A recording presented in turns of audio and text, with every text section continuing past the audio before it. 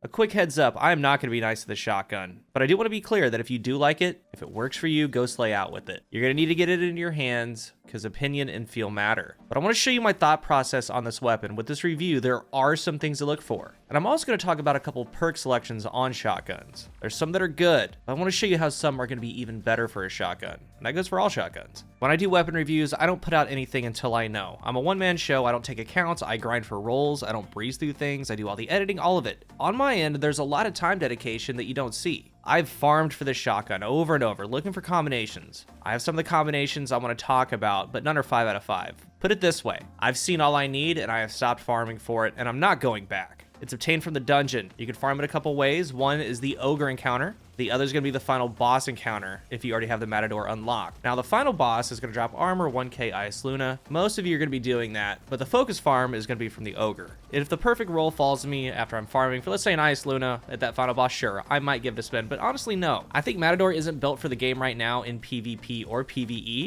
and it's kind of racing against the clock right now. It does have a couple good qualities. There's a couple nice things about it that I'm going to get into. It's precision frame, and I want to start there. I have nothing against these frames. They're pretty good. They're utilized for their in-between fire rate, not too slow, not too fast. They have good damage, higher end of the range stat. However, among many reasons I'm not pursuing this thing any longer is A, I think there are immediate better options, but a big one is going to be that basically everything in our vault right now is in the past. Once we're in Witch Queen, each new weapon is going to have intrinsic perks. Could be that 40+ reload, could be the health in PvE, and more. Meaning, time-wise, if I already don't enjoy the Matador, even if I do get a good roll, once the expansion comes, it's going to be behind. A lot of our vault is going to feel that way, but not all of them. I might do a little video on outliers to definitely not dismantle, even though they're not going to have any of the new upgraded goodness. But to tie it all together, I'm not going to be playing the vault game with Matador. You know, I'm just going to stash it. Maybe one day precision frames are going to get a buff. I'm going to hold on to it. No, I'm not doing it. Because by the time that happens, new shotguns are going to be out, new precision frames with new perks, intrinsic traits. And if for me personally, Matador isn't giving me anything now, a theoretical buff isn't going to help. Because by the time that happens, if it ever happens, new gear is going to be above it. Currently, it has direct competition with heavy hitters, Fellwinter to be the main one. And even though they're nerfing Fellwinter, they're giving a plus 15% reduction in spread angle. That's effectively taking away shot package. It's all but taking it away, but it's still going to be jacked. It still has full choke, accurize, range masterwork, surplus or slide, opening or vorpal. It's still great. And then there's something like the CQC-12. I love that shotgun. Great perk combinations. It's much faster. Then there's Sojourner, Found Verdict. It goes on and on. Stiff competition. And every shotgun named so far, I didn't name them all. I would take over Matador. All types, slug, lightweight, aggressive, doesn't matter. Because I found that the Matador doesn't really do anything well. It doesn't feel good to clean up with. It doesn't feel consistent within its range. It didn't feel good to prime with. And for me at least, it just underperformed all over.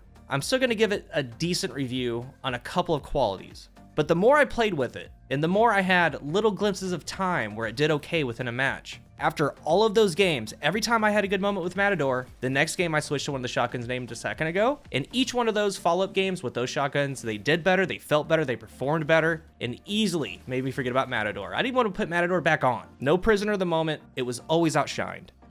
When it comes to a shotgun, I want to bring up this graphic again. It's the same visual I used in the Wastelander review, and as I go forward with my shotgun reviews, I think I'm going to bring this up every time. The pellet spread, we have a center pellet, it's unchanged. There's an inner circle with 4 pellets, then an outer circle with 7, so 12 total pellets. Each pellet within the inner circle and the outer circle have a wedge, and that pellet can go anywhere within the defined wedge. This is the RNG of the shot. And with shotguns, unless Bungie changes things, there are some dead stats. But in the Crucible, 4 things that matter. As high range as you can get, as high handling as you can get, the right barrel and the right perks. All of those things have weight. And with Matador, the frame, with what it's trying to do, things clamp down. So I feel that full choke is a near must on it. When looking at your barrels everywhere you go, in PvP, with things like opening shot, you want full choke there. In PvE, with something like 1-2 punch, for 1-2 punch, with that function, you need to land every pellet of the shotgun shot, you would want full choke. With some shotguns, you can get away with not having it, like Wastelander. That's a prime example, because it's built for speed. It's built to have follow-up shots faster. It hip fires better. With that barrel, PvE or PvP, full choke. I've tried a lot of Matadors without full choke.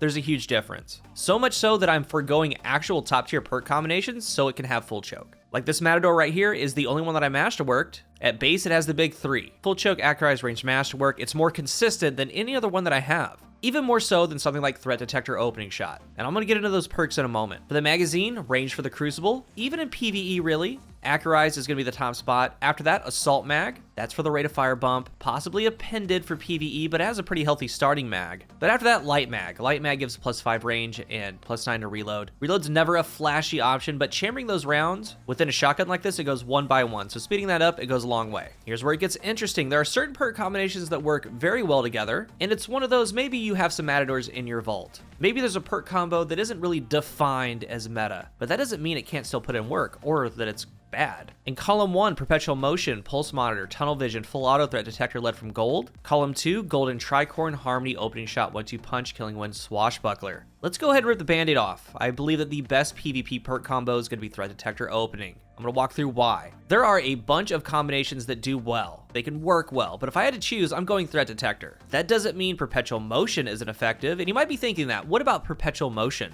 A lot of us have been all over this perk since it came out for good reason. It's great, but each weapons are unique, weapon archetypes are unique, shotguns are unique. Here's how it works with a Matador. Perpetual motion is basically free, but not as free as you would think. Like in 66, it's going to be up all the time, there's a lot of targets, but in 3v3, perpetual motion can get stalled. You can make it work as long as you're conscious of it. After moving for 2 seconds, you get +10 reload, handling, and stability. After 10 seconds, +20 reload, +20 handling, and stability. Stat bumps, so it brings the base handling from 49 to 69. It's better. If you have quick charge, which is becoming increasingly glued to players, it gives +25 handling. That brings the base handling to 94. That's great, as long as you're at ×2 after 10 seconds and you're still moving. But threat detector is a scalar. Threat detector has stages at ×1. When an enemy is 15 meters end, you get around 15% stability, 15 reload, and 25% faster handling animation speed. At 15 meters end, if you're around 2+ enemies, you get around 40 stability, 55 reload, and a 43% faster handling animation speed. This is a scalar, and it scales past 100. Perpetual motion on an IS Luna and primary weapons, it's great. But threat detector is weapon dependent because you need to be within 15 meters, and guess what? Threat detector on a shotgun, you're always 15 meters end in.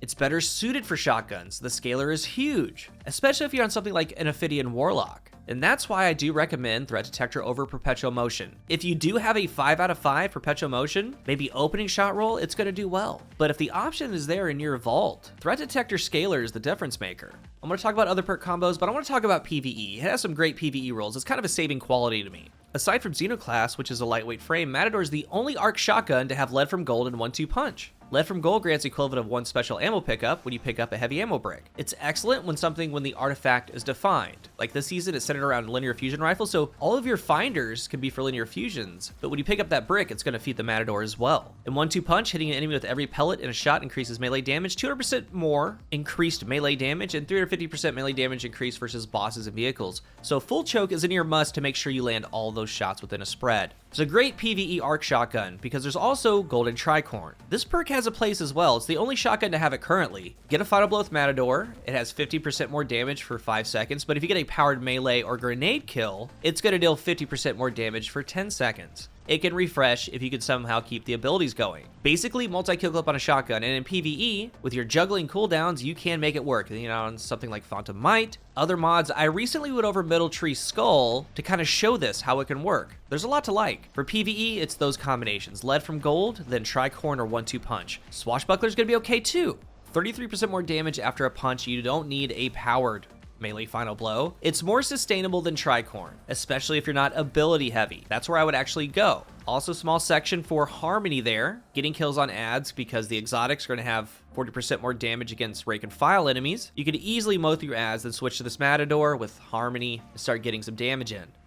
For the Crucible, I do think that threat detector on paper and in-game is the role. Full choke, accurized, ranged masterwork, threat detector opening shot. But here's some other perk combinations, like a handling roll. The speed roll, I do think that this is better on Wastelander, but it be threat detector, perpetual motion, or pulse monitor with killing wind. Wastelander can't have something like threat detector. That's where Matador kind of stands out a little bit more. Killing wind gives +20 range, around 40 handling, and a 30% reduced aim down sights movement speed. You are flying with it. But what I'm enjoying honestly the most is going to be Swashbuckler, because even with full choke and set up correctly, it was just so inconsistent for me, but I've been using that inconsistency to my advantage with Swashbuckler. Melee final blows happen all the time. Let's not act like they don't. So when I get a melee final blow, which happens to be a lot with Matador, it gets the damage to a little bit over 25 per pellet. Now it's more consistent, and now it's getting better range kills. And what I've been using is a range masterwork, full choke, assault mag, full auto, and swash. It does great, but what I want now, if I were ever in the hope of a drop when I'm farming the final boss, it would be this setup, but it would be with Pulse Monitor. Pulse Monitor got another buff, don't sleep on it. It activates sooner when those shields are broke. You get a 5% faster swat speed, the magazine automatically reloads, and plus 45 handling. I've found when going on these melee swashbuckler streaks, just hunting people down, Pulse Monitor is the icing on top, because there's so many times I've gone enemy to enemy. I have the chance to shoot, but I have to chamber around. And a lot of these cases, I've taken enough damage, Pulse Monitor would have procced.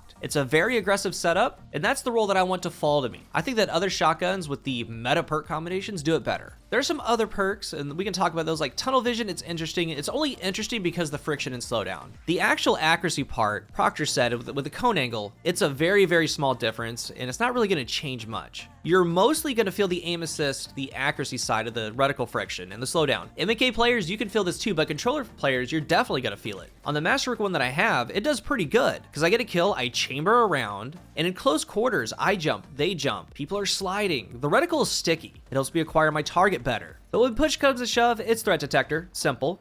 That's where I would go node 1. So aside from threat and opening, or secondarily perpetual motion opening, for PvP the third perk would be Pulse Monitor.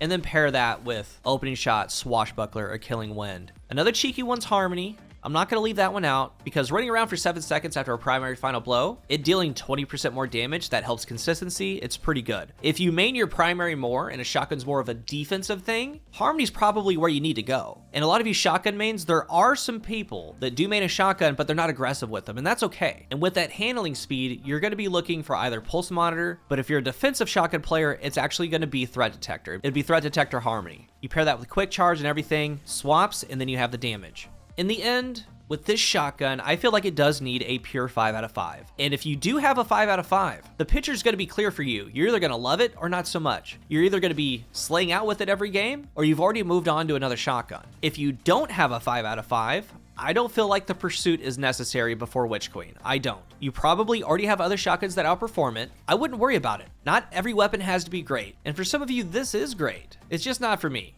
I don't see it. I'm going to be looking for new gear with the new perks, the new trades. And all that's going to do is further distance myself from the Matador. If you're new here, remember to hit the subscribe button. And if you are subscribed, thank you so much for your support. Let's talk about Matador down below. Do you think it's the MEHtador? Thank you for watching. And until the next one, I am CoolGuy.